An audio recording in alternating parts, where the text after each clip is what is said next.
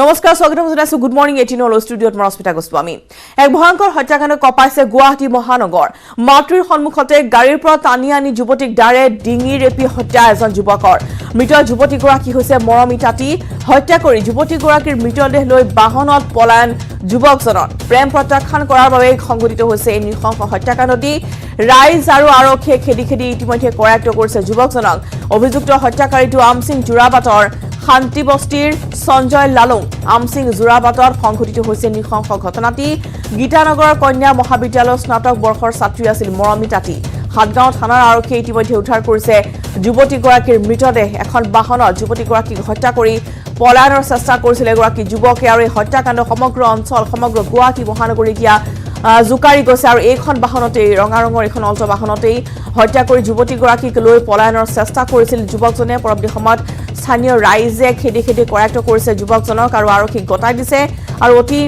নৃশংসভাৱে হত্যা কৰা হ'ল এগৰাকী যুৱতীক মাতৃৰ সৈতে তেওঁ আহিছিল বজাৰলৈ আৰু সেই সময়তে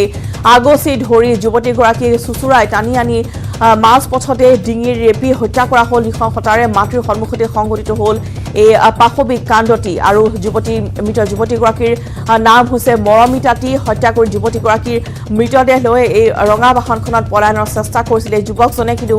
কিছু সময়ৰ পিছতে স্থানীয় ৰাইজে খেদি খেদি এই যুৱকজনক কৰায়ত্ব কৰিছে আৰু বাহনৰ ভিতৰত মৃত অৱস্থাত এনেদৰে যুৱতীগৰাকীক প্ৰত্যক্ষ কৰা হয় আৰু প্ৰেম প্ৰত্যাখ্যানৰ বাবে যুৱতীগৰাকীক এনেদৰে নৃশংসভাৱে হত্যা কৰা বুলি জানিব পৰা গৈছে ইতিমধ্যে তেওঁৰ মাতৃয়ে জনাইছে যে কেনেদৰে টানি আজুৰি যুৱতীগৰাকীক অতি নৃশংসতাৰে হত্যা কৰা হ'ল আৰু পৰৱৰ্তী সময়ত স্থানীয় ৰাইজে বাহনখন এনেদৰে ক্ষতিসাধন কৰিছে আৰু যুৱকজনক ইতিমধ্যে আৰক্ষীৰ হাতত গতাই দিয়া হৈছে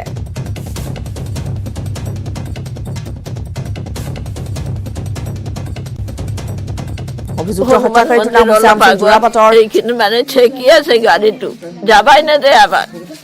তাৰপিছত আহিছে ওচৰত কৈছে মোবাইল দি মই কৈছো মাই ডেগা চেগা লৈছে মোবাইলটো দি দে গাড়ী মে উতৰ ওলা এনেকুৱা বুলি কৈছে তাৰপিছত আৰু মই কৈছো নোলাই এই হাতগাঁৱত ওলাম গোটাইগিলা লগ হৈ নামানে তাৰপিছত আৰু কি কৰিছে চিচাটো মানে মাৰি দিছে ভাঙি গৈছে নোলাই আমাৰ আপিটো তাৰপিছত আৰু চিচাৰ পৰা টানি ওলাইছে হেৰি কৰি ওলাই পেলাই আৰু কাটি দিছে মই তাৰোৱালটো ধৰন্তে মোৰ পৰা কাঢ়ি লৈ কাটিয়ে দিল আপোনাৰ মুখত কাটিছে আপুনি ওচৰত আছিল মানে জবৰদস্তি মানে ৰাখিবা খুজিছে ইয়াক ই যাব নোখোজে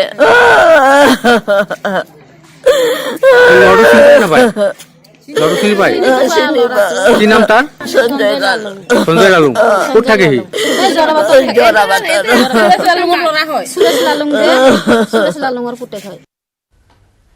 পৰৱৰ্তী খবৰ ইফালে নগৰ খুটিকটীয়াত আৰক্ষীৰ গুলী চালনা ড্ৰাগছ মাফিয়ালৈ লক্ষ্য কৰি আৰক্ষীৰ গুলী এখন ছুইফ্ট ডিজায়াৰ বাহনত আহিছিল কেইবাজনো ড্ৰাগছ সৰবৰাহকাৰী আৰক্ষীৰ চকু ধুলি দি পলায়ন ড্ৰাগছ সৰবৰাহকাৰীৰ নগাঁও ৰেডিঅ' চেণ্টাৰ সমীপত গুলী চালনাৰ ঘটনাটি সংঘটিত হৈছে পুনৰ জনাইছো সন্ধিয়া সময়ত নগাঁৱৰ খুটিকটীয়াত আৰক্ষীৰ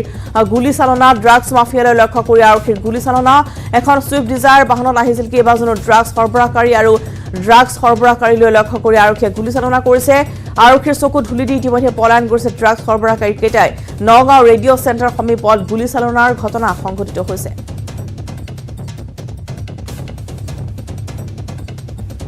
গাড়ীলৈ মাৰিছে পিছত 2 নম্বৰ আৰু এখন বাইক আছে 3জন মানুহ দেখিলোঁ মই তাৰপিছত আপোনাৰ গাড়ীখনো লগে লগে স্পীডত লৈ গুচি গ'ল 2টা ফায়াৰ কৰিছে এটা ফ্ৰণ্টেদি কৰিছে এটা চাগে বেক চাইডে মাৰিছে নেকি কিন্তু গাড়ীখনো লগে লগে ওলাই গুচি গ'ল হয় গাড়ীও গুচি গ'ল যিখন বাইকৰ পৰা গুলি আছে সেইখনো গুচি গ'ল হয় যিখনে মানে গুলি আছে সেইখনো গুচি গ'ল লগতে সিহঁতকো মানে পিছা কৰিছে চাগে কিন্তু জাষ্ট এইখিনিতে শ্ল' কৰিছে শ্ল' কৰোঁতে এনেকুৱা লাইফত দেখাও নাছিলোঁ শুনাই মানে গম পোৱা নাই কি গাড়ী আছিল ছুইফ্ট ডিজায়াৰ আছিলে এইফালে পৰা আহিছে আমাৰ নগাঁৱৰ পৰা আহিছে গুৱাহাটী ফাললৈ গুচি গ'ল ঢিঙৰ খৈৰামাৰীৰ ভয়ংকৰ অগ্নিকাণ্ড চিলিণ্ডাৰ বিস্ফোৰণ হৈ ভূমিভূত হৈছে 4টাকৈ পৰিয়ালৰ 6টাকৈ বাসগৃহ জুইত যোৱা যায় কেইবা লক্ষাধিক টকাৰ সা সম্পত্তি চিলিণ্ডাৰ বিস্ফোৰণৰ ফলত কথম পিহে প্ৰাণ ৰক্ষা পৰিছে পৰিয়াল কেইটাৰ সদস্য কেইজনৰ ঘটনাস্থলীত উপস্থিত হৈ অগ্নিনিৰ্বাপক বাহিনীয়ে নিৰ্বাপন কৰে জুই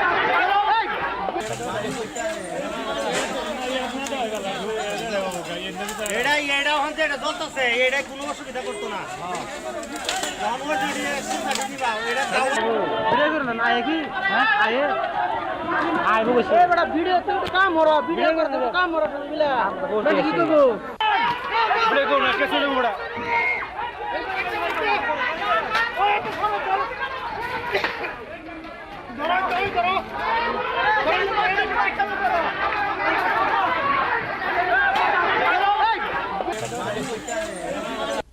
সিলিন্ডার ব্লাস্ট হৈ জুইটো লাগিছে লাগাত মানে আমাৰ বহুত সা সম্পত্তি আছিলে ঘৰত মৰাপাট আছিলে ধান আছিলে প্ৰায় 2-3 লাখ টকাৰ আমাৰ ক্ষতি হৈছে ঘৰত আপোনাৰ 20-25 হাজাৰ টকা আছিলে নগদ কেছ সেইবিলাক পুৰি চৰকাৰ হৈ গ'ল নথি পত্ৰ আছিলে সবকেইটা পুৰি চৰকাৰ হৈ গ'ল ধান আছিলে মৰাপাট আছিলে গোটেইকেইটা মানে পুৰি চৰকাৰ আমিনগাঁৱত মৃতদেহ উদ্ধাৰক লৈ চাঞ্চল্য কামৰূপ জিলা আৰক্ষী অধীক্ষকৰ কাৰ্যালয়ৰ সমীপৰ জংঘলত পৰি থকা অৱস্থাত উদ্ধাৰ কৰা হৈছে মৃতদেহটো আমিনগাঁৱৰ 31 নম্বৰ ৰাষ্ট্ৰীয় ঘাইপথৰ কাষত মৃতদেহ উদ্ধাৰ কৰা হৈছে লং পেণ্ট আৰু চাৰ্ট পৰিহিত অৱস্থাত উদ্ধাৰ কৰা হৈছে পুৰুষৰ মৃতদেহটো প্ৰত্যক্ষদৰ্শীয়ে মৃতদেহটো প্ৰত্যক্ষ কৰি খবৰ দিয়া আৰক্ষীক ঘটনাস্থলীত আৰক্ষী উপস্থিত হৈ আৰম্ভ কৰিছে তদন্ত মৃতদেহ প্ৰেৰণ কৰা হ'ব মৰণোত্তৰ পৰীক্ষালৈ মৃতদেহটো পৰিচয় বৰ্তমানো উলিয়াব পৰা নাই আৰক্ষীয়ে কিন্তু ইতিমধ্যে আমি জনাওঁ যে এটা মৃতদেহ উদ্ধাৰ কৰা হৈছে আমিনগাঁৱত আৰু এই মৃতদেহটো জংঘলত পৰি থকা অৱস্থাত উদ্ধাৰ কৰা হৈছে আমিনগাঁৱৰ 31 নম্বৰ ৰাষ্ট্ৰীয় ঘাইপথৰ কাষতে উদ্ধাৰ কৰা হৈছে এটা অচিনাক্ত মৃতদেহ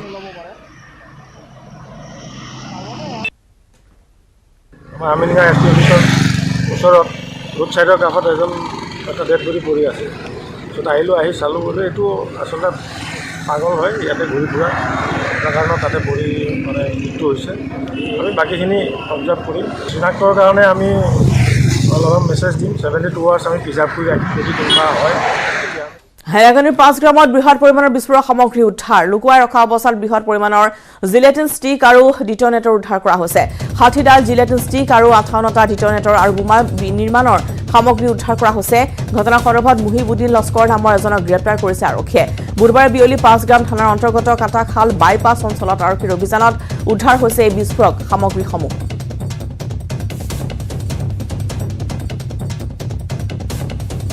বিশেষ সূত্ৰৰ দ্বাৰা গম পোৱা গ'ল যে এক্সপ্ল'চিভ কিছু মানে ডিলিং হৈ আছে সেই মৰ্মে আমি আৰু আমাৰ লগত CRPF আমাৰ জইণ্ট অপাৰেশ্যন এটা হয়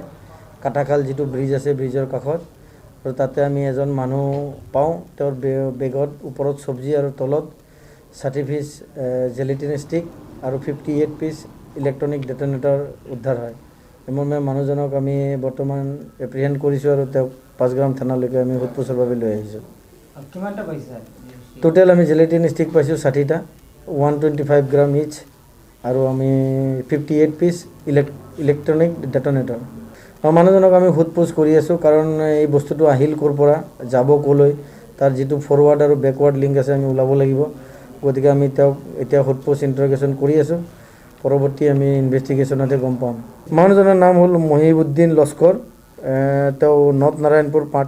দুনৈত বন্যহস্তীৰ আতংক স্থানান্তৰ হ'ল এখন সাপ্তাহিক বজাৰ ওপৰতলা সাপ্তাহিক বজাৰত বন্যহস্তীৰ প্ৰৱেশৰ বাবে বজাৰখনকে হস্তান্তৰ কৰিলে ব্যৱসায়ীসকলে ৰাজপথতে বহিল সাপ্তাহিক বজাৰখন আতংকিত হৈ বজাৰলৈ নাহিল বহু গ্ৰাহক বন্যহস্তীৰ জাকে পুৱাই ওপৰতলা সাপ্তাহিক বজাৰৰ কাষতে অৱস্থান গ্ৰহণ কৰাত আতংকিত হৈ পৰে ব্যৱসায়ীসকল আৰু অৱশেষত বজাৰৰ মূল স্থানেৰ দুনৈ গোৱালপাৰা সংযোগী 46 নম্বৰ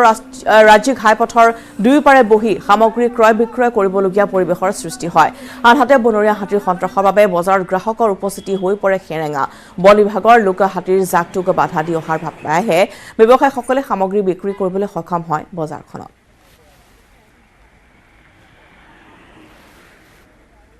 আগবঢ়াইছো এখন অৰূপ নাথৰ এক ৰিপৰ্ট গোৱালপাৰা জিলাখনৰ দুধনৈ নিকটৱৰ্তী অঞ্চলসমূহত হাতীৰ উপদ্ৰৱ কি ধৰণে চলিছে সেয়া আমি নিতৌ দেখুৱাই আহিছোঁ আৰু শেহতীয়াকৈ আজি দেখিবলৈ পোৱা গৈছে বন্যহস্তীৰ সন্ত্ৰাসত আচলতে এখন সাপ্তাহিক বজাৰ স্থানান্তৰ কৰিব লগা হৈছে আৰু সাপ্তাহিক বজাৰখন এতিয়া ৰাজপথত বহিব লগা হৈছে কেৱল বন্যহস্তীৰ কাৰণে আৰু বন্যহস্তীৰ আতংকই এতিয়া এনেধৰণে গ্ৰাস কৰিছে দুধনৈবাসীক যোৱা 1.5 মাহত যদি চাওঁ আমি কেইবাজনো লোক হাতীৰ আক্ৰমণত মৃত্যুমুখত পৰিছে কেইবাজনো লোক গুৰুতৰভাৱে আহত হৈছে আৰু এনেধৰণে এতিয়া হাতী মানুহৰ সংঘাতখনে তীব্ৰ ৰূপ ধাৰণ কৰিছে দুধনৈ অঞ্চলত আৰু মোৰ সতীৰ্থ এই দৃশ্য দেখুৱাব এই দৃশ্য হৈছে ওপৰতলাৰ দৃশ্য আৰু ওপৰতলাত এনেধৰণে ৰাজপথৰ কাষতে আচলতে এখন বজাৰ বহিছে সাপ্তাহিক বজাৰ সাধাৰণতে এই বজাৰখন ইয়াতে নবহে কাৰণ এখন যি হাল জাৰণি এখন দেখিছে হাল জাৰণি এখনো আছে তাৰ কিছু ভিতৰত আচলতে এই বজাৰখন বহে কিন্তু এই হাল জাৰণিখনত ৰাতিপুৱা এটা বন্যহস্তীৰ বৃহৎ জাক 50টাতকৈ অধিক বন্যহস্তী ইয়াতে জাকটোত আছে বুলি প্ৰত্যক্ষদৰ্শীয়ে জনাইছে আৰু সেই হাতীৰ জাকটো ইয়াতে অৱস্থান গ্ৰহণ কৰি থকাৰ কাৰণে আচলতে এনেধৰণে ৰাজপথৰ কাষতে সাপ্তাহিক বজাৰখন স্থানান্তৰ কৰিব লগা হৈছে আৰু বন বিভাগৰ দল এটা আহিছে আৰু বন বিভাগৰ দলে আচলতে এই লোকসকলক যাতে কোনো ধৰণে ক্ষতিসাধন কৰিব নোৱাৰে বন্য হস্তি তাৰ কাৰণে ব্যৱস্থা তেখেতসকলে গ্ৰহণ কৰিছে কিন্তু এটা কথা লক্ষণীয় যে এনেধৰণে এতিয়া দুধনৈ অঞ্চলত হাতী মানুহৰ সংঘাত তীব্ৰতৰ ৰূপ ধাৰণ কৰিছে ব্যৱসায়ীসকল আহিছে তেখেতসকলৰ পৰা জানিব বিচাৰিম যেতিয়া ৰাতিপুৱা তেখেতসকলে ইয়াতে আহিছিলে কি দেখিছিলে ৰাতিপুৱা আপোনালোকৰ বজাৰখন বেলেগত হয় ইয়াতে বহিব লগা হৈছে ভিতৰত হয় কি দেখিছিলে ৰাতিপুৱা আহি আপোনাৰ এই আমি এইটো আহিলোঁ মালঠাল নামাৰ পিছতে পিছে এৰিয়াত হাতী আহি গৈছে মানে সৰুৱে ডাঙৰে মানে 40টাৰ ওপৰত আছে আমি আৰু ভয়তে আৰু ৰাস্তাত আহি গ'লোঁ হয় হাতী যেতিয়া আপোনালোকে নিজে দেখিছে হয় নিজে দেখিছোঁ মানে সৰুৱে ডাঙৰে এইখিনি ওচৰতে কলগছ খাইছে এইবিলাক এতিয়া হাতী জাকটো ক'ত আছে এতিয়া ভিতৰত আছে হয় মানে হাতীৰ ভয়তে আপোনালোকে তাতে বজাৰখন নকৰি আমি ৰাস্তাত কৰিছোঁ হয় এয়া হৈছে আচলতে যি ব্যৱসায়ীসকল আছিলে সাপ্তাহিক বজাৰৰ ব্যৱসায়ীসকলৰ মন্তব্য আপোনালোকে শুনিবলৈ পাইছে এনেধৰণে এতিয়া তেখেতসকলে হাতীৰ আতংকত হাতীৰ ভয়ত আচলতে ৰাজপথত তেখেতসকলে বজাৰখন স্থানান্তৰ কৰিব লগা হৈছে এইটো মই যেতিয়া য'ত উপস্থিত আছোঁ আচলতে এইটো 46 ষ্টেট হাইৱে আৰু এই ষ্টেট হাইৱেতে তেখেতসকলে ষ্টেট হাইৱে দুয়ো পাৰে আচলতে তেখেতসকলে এনেধৰণে বন্য হস্তিৰ কাৰণে বজাৰখন স্থানান্তৰ কৰিব লগা হৈছে আৰু এনেধৰণে এতিয়া দিনক দিনে আচলতে বন্য হস্তিৰ সন্ত্ৰাসে জড়িত কৰিছে দুধনৈৰ লগতে গোৱালপাৰা জিলাখনৰ বিভিন্ন প্ৰান্তৰ ৰাইজক মৰিয়লিত পুনৰ নাহৰ ফুটুকিৰ সন্ত্ৰাস নাহৰ ফুটুকিৰ আক্ৰমণত আহত এজন লোক নকছাৰী নগাডেৰা সমীপত এই ঘটনাটি সংঘটিত হৈছে আহত লোকজন হৈছে প্ৰদীপ শইকীয়া পূৰ্বেও একেটা নাহৰ ফুটুকিৰ আক্ৰমণত 5জনকৈ লোক আঘাতপ্ৰাপ্ত হৈছিল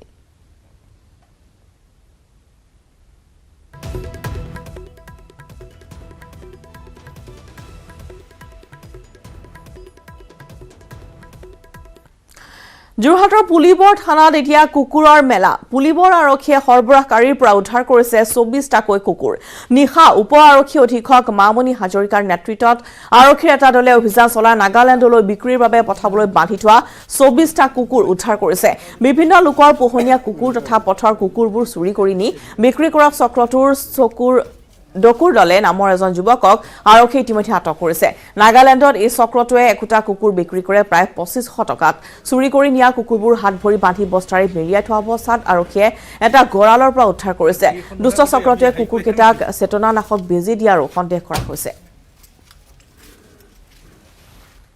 আমাৰ এটা ইনফৰমেশ্যন আছিলে ইনফৰমেশ্যনটো পাই আমাৰ এছপি ছাৰৰ নিৰ্দেশ মৰ্মে আমি চৌগুৰি সেই ঠাইলৈ গ'লোঁ গৈ পেলাই আমি তাত টোটেল 24টা আমি লোকেল ব্ৰিডৰ কুকুৰ আমি ৰিকভাৰ কৰিছোঁ লগতে এজন মানুহক আমি কৰায়ত্ব কৰিছোঁ তেওঁলোকে কি কৰে মন ডিষ্ট্ৰিক্টলৈ ছাপ্লাই কৰে বুলি কৈছে আৰু কেতিয়াবা ডিমাপুৰলৈ দিয়ে যিহেতু খ্ৰীষ্টমাছ আহি আছে তেওঁলোকে মানে এইটো সুবিধা লৈ পেলাই মানে ইয়াৰ পৰা মানে ছাপ্লাই কৰে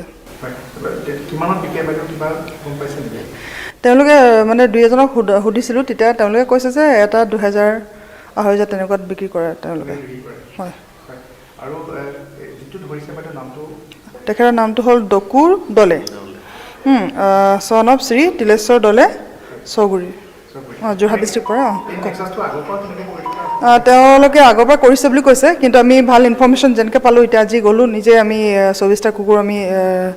ৰিকভাৰ কৰিছোঁ লগতে আৰু এই মানুহজনক কৰায়ত্ব কৰিছোঁ আৰু যিমান পাৰোঁ আমি এইবোৰ মানে বন্ধ কৰিবলৈ চেষ্টা কৰিম আৰু তেওঁলোকে মানে বৰ এটা বেয়া অৱস্থাত ৰাখিছে য'ত মানে হাত ভৰি বান্ধি থৈ দিছে বস্তাৰে মানে মেৰিয়াই থৈছে আপোনালোকে চাগে দেখা পাইছে তাত সেই তেনেকৈ বেয়া অৱস্থা ৰাখিছে মানে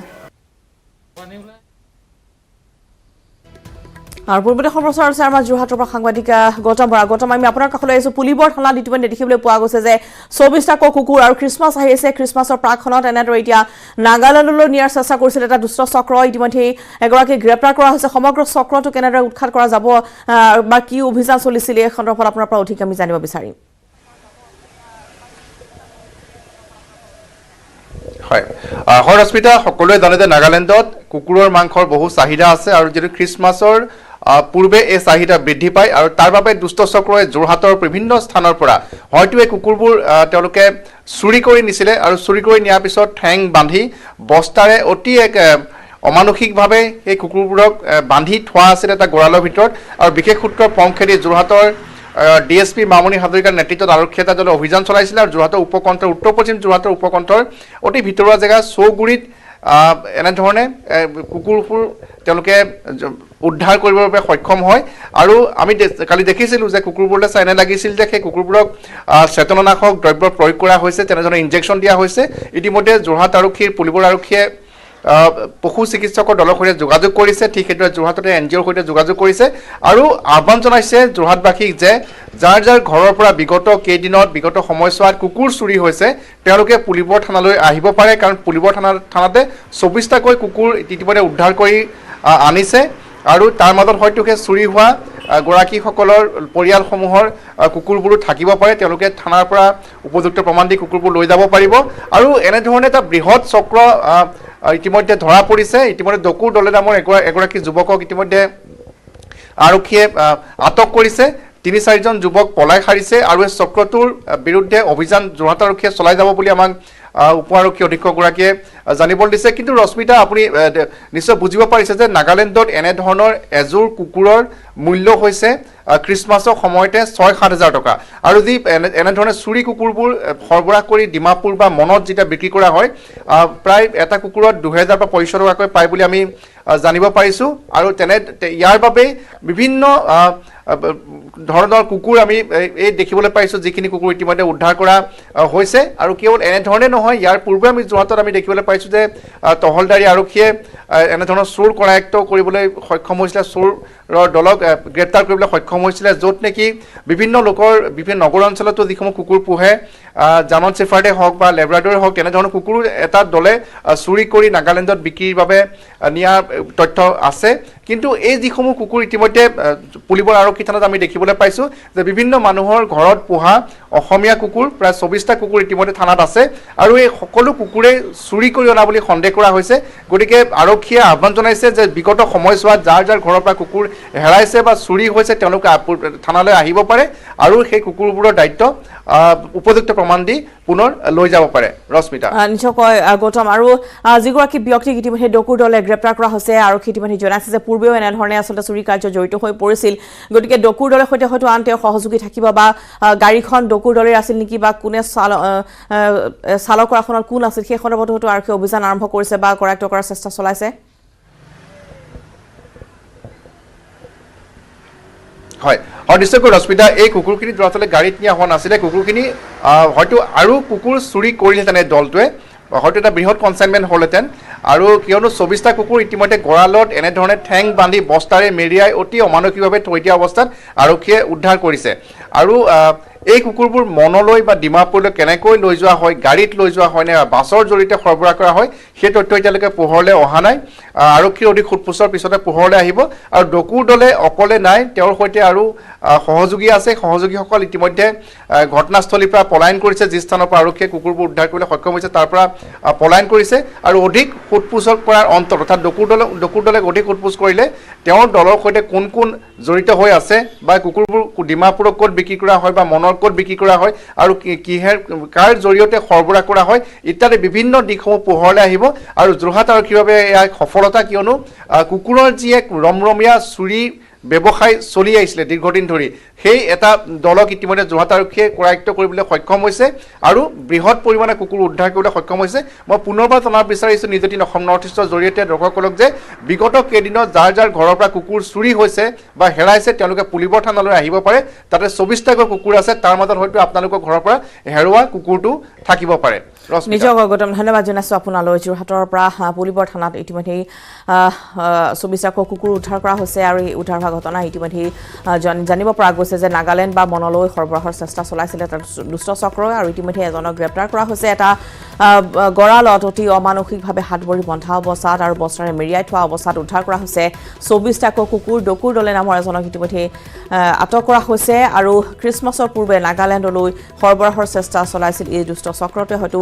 আৰু কুকুৰ তেওঁলোকে সৰবৰাহৰ চেষ্টা চলাই আছিল কিন্তু সেই সময়ছোৱাতে পুলিবৰ আৰক্ষীয়ে অভিযান চলাই গোপন সূত্ৰৰ ভিত্তিত অভিযান চলাই আটক কৰিছে ডকুৰ দলে নামৰ যুৱকজনক লগতে উদ্ধাৰ কৰিছে 24টাকৈ পোহনীয়া কুকুৰ খবৰ আমি নিজাম গুড মৰ্ণিং 18 সময় হৈছে টি বিৰতিৰ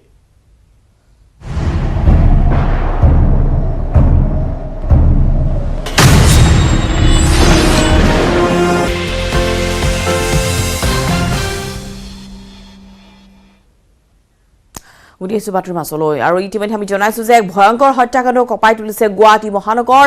মাতৃৰ সন্মুখতে গাড়ীৰ পৰা টানি আনি যুৱতীক ডাৰে ডিঙি ৰেপি হত্যা এজন যুৱকৰ মৃত যুৱতীগৰাকী হৈছে মৰমী তাঁতী আৰু হত্যা কৰি যুৱতীগৰাকীৰ মৃতদেহ লৈ বাহনত পলায়নৰ চেষ্টা কৰিছিল যুৱকজনে কিন্তু খেদি অৱশেষত ৰাইজে ইতিমধ্যে কৰায়ত্ব কৰিছে যুৱকজনক আৰু আৰক্ষীক গতাই দিয়া হৈছে আৰু প্ৰেম প্ৰত্যাখ্যান কৰাৰ বাবে এই নৃশংস কাণ্ড সংঘটিত হোৱাৰ সন্দেহ কৰা হৈছে ৰাইজ আৰু আৰক্ষীয়ে খেদি ইতিমধ্যে কৰায়ত্ব কৰে যুৱকজনক অভিযুক্ত হত্যাকাৰীটো আমসিং জোৰাবাটৰ শান্তি বস্তিৰ সঞ্জয় লালুং আমসিং জোৰাবাটত সংঘটিত হৈছে এই নৃশংস কাণ্ডটি গীতানগৰৰ কন্যা মহাবিদ্যালয়ৰ স্নাতক বৰ্ষৰ ছাত্ৰী আছিল মৰমী তাঁতী হাতগাঁও আৰক্ষীয়ে ইতিমধ্যে উদ্ধাৰ কৰিছে যুৱতীগৰাকীৰ মৃতদেহ